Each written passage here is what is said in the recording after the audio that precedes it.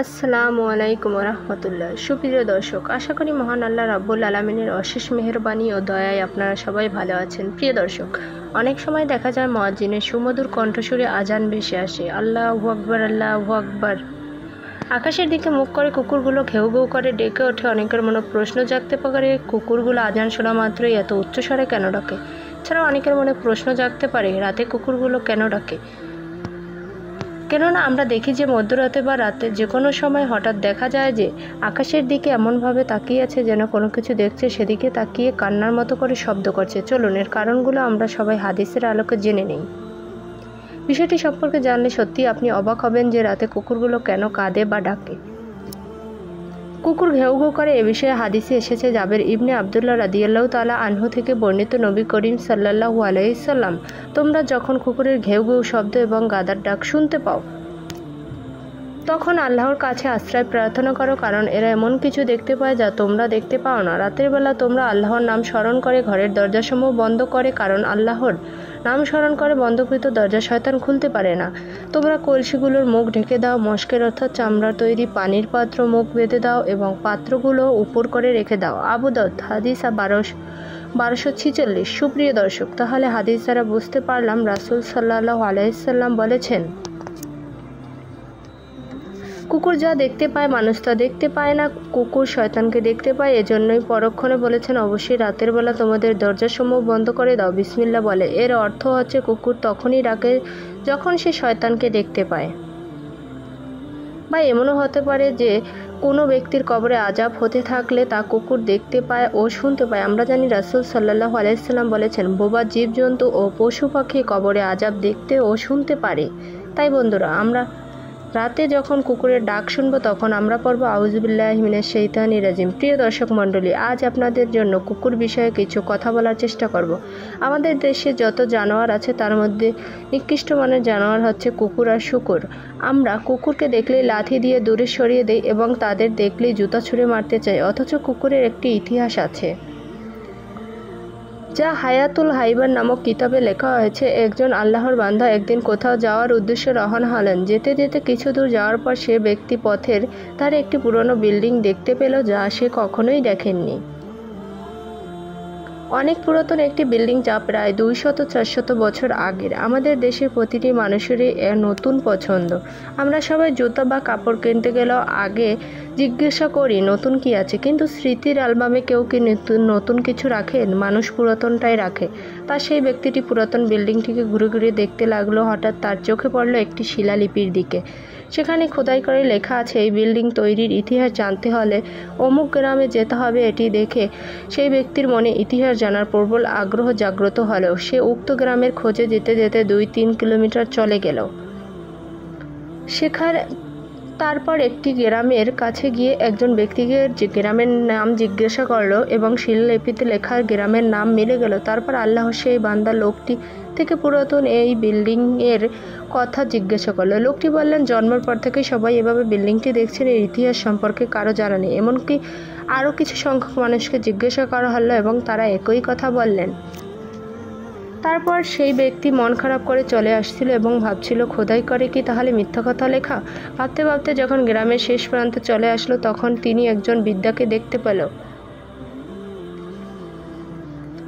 বয়সের ভারে বৃদ্ধার মাথা 3টে হয়ে গেছে, অর্থাৎ বয়সের ভারে ঝুঁকে বসে থাকলে হাঁটু সহ 3টা মাথা মনে হয়।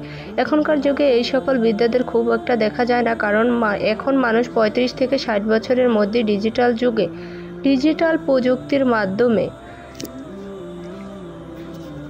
মানুষ বেশি মারা যায়। যেমন স্বামী স্ত্রীর সাথে পানি চাইলেও স্ত্রী পানি নিয়ে আসতে আসতে শোনা যায় বাইক অ্যাক্সিডেন্টে স্বামী আর দুনিয়াতে নেই। আর আগের যুগের বৃদ্ধা মানুষ অসুস্থ 7 থেকে 8 দিন পর্যন্ত বিছানায় থাকতো। মারা যাবে বলতে বলতেও আরও 2-3 ঘন্টা বেঁচে থাকতো। তখন কেউ পানি দিত, কেউ দুধ দিত, কেউ ক্ষমা চাওয়ারও সুযোগ পেত। তাছাড়া ক্ষমা চাওয়াটা একটি ভালো পদ্ধতি, কিন্তু হঠাৎ মৃত্যু ভালো না। রাসূল সাল্লাল্লাহু আলাইহি সাল্লাম বলেছেন, হঠাৎ মৃত্যু থেকে আল্লাহর কাছে পানা চেয়েছেন। তো যাই হোক, আল্লাহ সেই বান্দা বৃদ্ধার কাছে গেল এবং জিজ্ঞাসা করলো, এই গ্রামের নাম কি? এটা উত্তরে বৃদ্ধা বলল, হ্যাঁ, কিন্তু তুমি কোথা থাকো? উত্তরে ব্যক্তিটি বললেন, আমার বাড়ি অনেক দূর। আমি অমুক রাস্তার এসেই মাথায় একটি বিল্ডিং দেখতে পারলাম, যেখানে লেখা ছিল বিল্ডিংয়ের ইতিহাস জানতে হলে এই গ্রামে আসতে। কিন্তু প্রায় 40 জনকে জিজ্ঞাসা করলাম, কেউ জান না। বিদ্যালয় মুচকি হাসি দিয়ে বললেন, তুমি কাদের জিজ্ঞাসা করছো? উত্তরে ব্যক্তিটি বললেন, যুবকদের। বিদ্যা বললেন, তারা কিভাবে বলবে? আমার বয়স 200 বছর পার হয়ে গেছে, আমি নিজেই তো দেখিনি তৈরি হতে। শুনেছি আমার দাদার কাছে। বিদ্যার কথা শুনে আরও কৌতূহল হলো যুবকের মনে স্বস্তি ফিরে আসলো। যুবক ইতিহাস জানতে চাইল। বিদ্যা তাকে কাছে টেনে বসিয়ে বিদ্যা বলতে লাগলেন, এই রাস্তা দিয়ে আসার সময় যত গ্রাম মহল্লা জমি জমা তুমি দেখেছো, সব জমি জমার মালিক ছিল একজন জমিদার। সেই জমিদারের অনেক চাকর ছিল, খাদেমের কোনো অভাব ছিল না। তবে জমিদারের স্মরণীয় বস্তর হিসাবে ছিল একটি পালিত কুকুর। কুকুরটি জমিদারকে সাংঘাতিক মহব্বত করত এবং এক মুহূর্তের জন্য কুকুরটি জমিদারকে ছেড়ে যেত না। জমিদার যখন গোসল করত তখন কুকুরটি জমিদারের কাপড় পাহারা দিত। জমিদার যতক্ষণ বাথরুমে থাকতো ততক্ষণ পর্যন্ত কুকুরটি বাথরুমের দরজার সামনে দাঁড়িয়ে থাকতো এবং জমিদার যখন ঘুমাতে যেত তখন কুকুরটি তার ঘরের আশপাশ পাহারা দিত। একদিন জমিদারের এক ভিআইপি মহলে যাওয়ার কথা। জমিদার চিন্তা করতে লাগলেন, কুকুরটি আমাকে ছাড়া এক মুহূর্ত থাকে না, আমি ভিআইপি মহলে যাব। কুকুরটি আমার সাথে গেলে আমার মান সম্মান থাকবে না। এজন্য সে বুদ্ধি করে একটি ঘরের ভিতরে ঢুকল। কুকুর তার সাথে সাথে ঘরে ঢুকলে চাকরদের বলে সেই ঘরের দরজা বন্ধ করে দিল। তারপর কুকুরের গলায় শিকল লাগিয়ে দিল এবং শক্ত পিলারের সাথে বেঁধে রাখলো। তারপর জমিদার বাবুর্চিকে বলল, আমি এক ভিআইপি মিটিংয়ে যাচ্ছি, আমি বাইরের খাবার পছন্দ করি না, তাই আমার জন্য কিছু আইটেম রান্না করো। তারপর মালিক যখন চলে যেতে লাগলো তখন কুকুরটি চিল্লাচিল্লি করতে লাগলো, লাফালাফি করতে লাগলো। মালিক যখন বহুদূর চলে গেল, কুকুর তখন নিজেকে কন্ট্রোল করতে না পারে বিকট আওয়াজে মালিকও ডাকতে লাগলো। কুকুরের ডাক শুনে প্রতিবেশীরা জমা হয়ে গেল এবং কিছু সময় ধরে কুকুরের কীর্তিকলাপগুলো দেখতে লাগলো। এরপর কিছুক্ষণ পর যার কাজে চলে গেল, কিন্তু জমিদারের একজন বোবা কাজের মেয়ে কুকুরের কার্যকলাপ প্রত্যক্ষ করছিল। এই সময় বাবুর্চি খাবার রেখে চলে গেল। ঘরের মধ্যে কেউ ছিল না, শুধু কুকুর আর বোবা মেয়েটি। এরপর কিছুক্ষণ পর হঠাৎ দেখতে পেল যে একটি কালো বিষধর সাপ এসে উড়ে বাবুর্চি রেখে যাওয়া উক্ত খাবারের মধ্যে মুখ দিয়ে চলে গেল। উক্ত ঘটনা কুকুর আর বোবা মেয়েটি ছাড়া আর কেউ দেখলাম না। মেয়েটি চিন্তা করলো, এখন যদি আমি এখান থেকে চলে যাই এবং মালিক এসে পাত্রে রাখা খাবার খেয়ে ফেলে তাহলে বিষক্রিয়ায় মালিক মারা যাবে। তাই কাজের মেয়েটি সেখানেই বসে রইল। কিছুক্ষণ পর মালিক আসলো এবং বোবা মেয়েটি তো কথা বলতে পারে না, তাই অঙ্গি ভঙ্গিমায় বোঝাতে চাইল মালিক ওই পাত্রে রাখা খাবারে হাত দিবেন না, জীবন বিপন্ন হবে। কিন্তু যেহেতু কাজের মেয়ে, তারপরে আবার বোবা, কথা বলতে পারে না, এজন্য তার কথায় পরোয়া না করে তাই জমিদার কাজের মেয়ের কথায় কর্ণপাত না করে নিজ নিজ গতিতে তার খাবারের দিকে হাত দিল। সেই জমিদার পাত্রে হাত লাগালো, অমনি শিকলে বন্দি কুকুরটি পাগলের মতো লাফালাফি করতে লাগলো। অতিরিক্ত পাগলামি করতে করতে ধমক দিল। অন্যান্য সময় মালিকের কথায় একবার ধমক দিলে কুকুর নিয়ন্ত্রণে চলে আসে, কিন্তু আর যতই ধমক দেয় কুকুর নিয়ন্ত্রণে আসে না। মালিক কুকুরের বাসা বুঝলো না। এক পর্যায়ে যখন মালিক পাত্রটি মাটিতে রাখলেন তখন কুকুরটি মাথা ছিঁড়ে যাওয়া অবস্থার মতো করে কোনো রকমের পিছনের পা দিয়ে ঠেলে কিছুটা খাবার মাটিতে ফেলে দিল। যেই মাত্র খাবার মাটিতে ফেলে দিল, মালিক রাগ হয়ে গেল। এক পর্যায়ে কুকুরটিকে আঘাত করতে লাগলো এবং কুকুরটি রক্তাক্ত হয়ে গেল, কিন্তু তারপরও সে লক্ষ্য থেকে পিছু হাঁটেনি। কুকুরকে ধমকানো শাসানোর পরও কুকুর থামে না। এক পর্যায়ে মালিক দাঁড়িয়ে দাঁড়িয়ে চিন্তা করলেন যে এই খাবারের মধ্যে কুকুরের পায়ের ছোঁয়া লেগেছে, সে খাবার তো খাওয়া যাবে না। কুকুর শুধু চিন্তা করছে, যদি মালিক খাবারে মুখ দেয় তাহলে তো সে মালিককে বাঁচাতে পারবে না। কুকুর শুধু লাফালাফি করছে, তাই মালিক চাকরদের বলল শিকল খুলে দিতে এবং তারা খুলে দিল। কুকুরের বাঁধন যখন খুলে দেওয়া হলো তৎক্ষণাৎ কুকুর খাবারে মুখ দিয়ে খাবার খেয়ে ফেলল। এটি দেখে মালিকের রাগ আরও বেড়ে গেল। মালিক দাঁড়িয়ে রাগে ফসফস করতে লাগলো যেন কুকুরকে মেরেই ফেলবে, কিন্তু সে দেখতে পেল যে 2 মিনিটের মধ্যে কুকুরটি আস্তে আস্তে দুর্বল ও নিস্তেজ হয়ে গেল। এক পর্যায়ে জমিনে পড়ে গিয়ে হাত পা নাড়াতে নাড়াতে মারা গেল। মালিককে মস্তিষ্ক আরও খুলে গেল, ব্যাপার কি, কুকুর খাবারে মুখ দেওয়ার পরেই এভাবে মারা গেল কেন? এর মধ্যে সে বোবা মেয়েটির দিকে মহামর্জিত হলো জমিদার। বোবা মেয়েটিকে জিজ্ঞাসা করলো, কি হয়েছে, আমাকে খুলে বলো। তখন কাজের বোবা মেয়েটি চোখের পানি ছেড়ে দিয়ে অঙ্গভঙ্গিমায় বোঝাতে চাইল যে ঘরের মধ্যে কেউ ছিল না, আমি আর কুকুর ছিলাম। আপনার বাবুর্চি খাবার তৈরি করে মুখ না ঢেকে রেখে চলে গেল। তখন একটি আমি নিজের চোখে দেখতে পেলাম উড়ন্ত একটি কালো বিষধর সাপ এসে আপনার খাবারে মুখ দিল। আমি চিন্তা করলাম, আমি যদি এখান থেকে চলে যাই এবং আপনি এসে খাবারে মুখ দেন তাহলে আপনি বাঁচবেন না। তাই আমি কাজে না গিয়ে আপনার জন্য এখানে বসে রইলাম।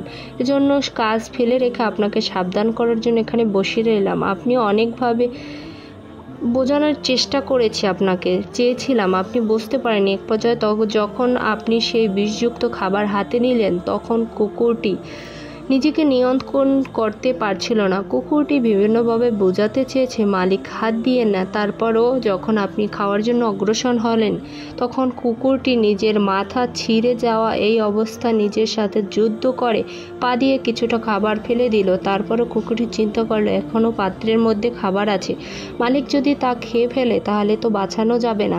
কুকুরটি আপনাকে অনেক বোঝাতে চেয়েছিল কিন্তু আপনি বুঝলেন না। তাই কুকুরটি নিজের জীবন দিয়ে বুঝিয়ে দিল, কিন্তু আপনার কোনো ক্ষতি হতে সে দিল না। তাই প্রিয় দর্শক, আপনাদের কাছে জিজ্ঞাসা করতে চাই, কুকুর নিজের মালিককে বাঁচানোর জন্য নিজের জীবন বিসর্জন দেয়, অথচ মালিক কুকুরের জন্য খাবারের কোনো অংশই দেয় না। অথচ মালিক কুকুরের জন্য খাবারের কোনো মেনু দেয় না, থাকার জন্য একটি সুন্দর ঘরও তৈরি করে নেয়। বরং কুকুর নিজের জাগ্রত রেখে সারা রাত মালিককে পাহারা দিল এবং মালিক কুকুরকে 2-3 দিন পর খাবার দিল। সে কুকুর যদি এমন মালিকের জন্য জীবন দেয় তাহলে মুসলমান ভাইরা, আমাদের মালিক তো আমাদের জন্য খাবারের মেনু দিয়েছেন, আমাদের মালিক তো থাকার জন্য উন্নত ব্যবস্থা করেছেন। শুধু তাই নয়, কুকুর নিজে রাত জেগে নিজের মালিকের পাহারাদারি করে, মালিক নিজে রাত জেগে আমাদের জন্য পাহারাদারি করে। আমাদের মালিক বলেন, লা তাখুদহু সিনাতু ওয়ালা নাওম। ও আমার বান্দাবান্দি, তোমরা রাতের বেলায় ঘুমিয়ে যাও, আমি কিন্তু একটা মুহূর্তের জন্য ঘুমাই না। আমি যদি ঘুমিয়ে যাই, এই মুহূর্তে কোনো বান্দাবান্দি যদি মুসিবতে পড়ে এবং সে যদি আমাকে ডাক দেয়, কে তখন তাকে মুসিবত থেকে উদ্ধার করবে? আল্লাহ সর্বসময় ক্ষমতার অধিকারী, প্রতিনিয়ত তোমাদের সাহায্য করি। আমি রহমান রাহিম, আমি সেই সৃষ্টিকর্তা যিনি নাপাক পানি থেকে তোমাদের সৃষ্টি করেছি। আমি সেই সৃষ্টিকর্তা, আমি তো যেখান থেকে তোমাদের সৃষ্টি করেছি সেখানে তোমাদের কোনো অস্তিত্ব ছিল না। আমি আমার চোখের ভিতরে কোনো নিদ্রা ভাব আসতে দেয় না যে রাব্বুল আলামিন আমাদের সহযোগিতার জন্য সারা রাত জেগে রইলেন।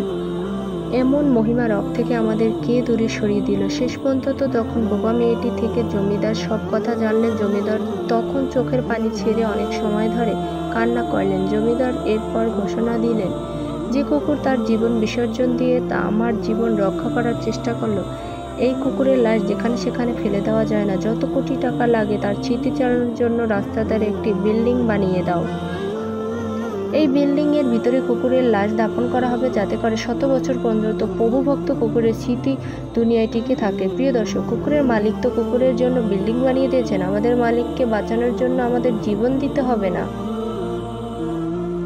মালিকের দিন দুনিয়ায় টিকে থাকার জন্য প্রয়োজন হলো জীবন দিতে হবে, কিন্তু আমরা তো উদাসীন রয়ে গেছি। আল্লাহ রাব্বুল আলামিন আজকের পুরো ঘটনাটি শুনে প্রত্যেকটি ভাই বোনকে উপলব্ধি করে এটিকে শিক্ষা গ্রহণ করে জীবনের শেষ মুহূর্তটি পর্যন্ত রাব্বি জুল জালালি ইকরামের উপর কৃতজ্ঞ আপাত মোস্তাক নত করার তৌফিক দান করুক। হে রাব্বুল আলামিন, প্রতিনিয়ত যেন আমার ঘাড় আপনার নিকট নত থাকে। হে রাব্বুল আলামিন, প্রতিনিয়ত যেন আপনার শুকরগুজার বান্দাদের অন্তর্ভুক্ত হতে পারি।